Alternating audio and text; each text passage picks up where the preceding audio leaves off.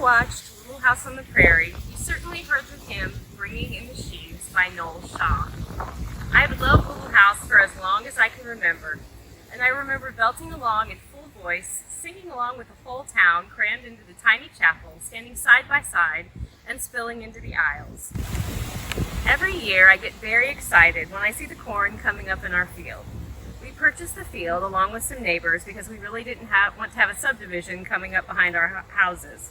We don't do any of the farming ourselves. There's a farmer who rents many of the fields in the area. I find myself worrying for him when the weather is bad, and there have been years that I know his crop has been a disaster, but he continues, each spring to plant and late fall to harvest.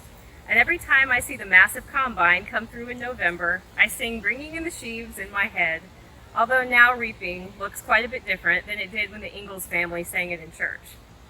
Most hymnals no longer include this hymn because it's no longer relevant to most people. In 1850, over 60% of Americans were farmers. Now only 1% claim farming as their occupation. But we're all farmers, though not in the traditional sense. Currently, we're trying a totally new way of sowing seeds, live streaming to an empty room, making videos from our kitchens, or standing in our backyards. And we have no idea how effective this will be down the road, but we spread the gospel through sunshine and shadows. So let us not grow weary in doing what is right, for we will reap at harvest time if we do not give up.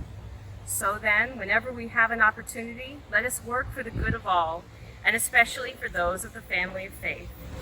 Sowing in the sunshine, sowing in the shadows, fearing neither clouds nor winter's chilling breeze. By and by the harvest and the labor ended, we shall come rejoicing, bringing in the sheaves.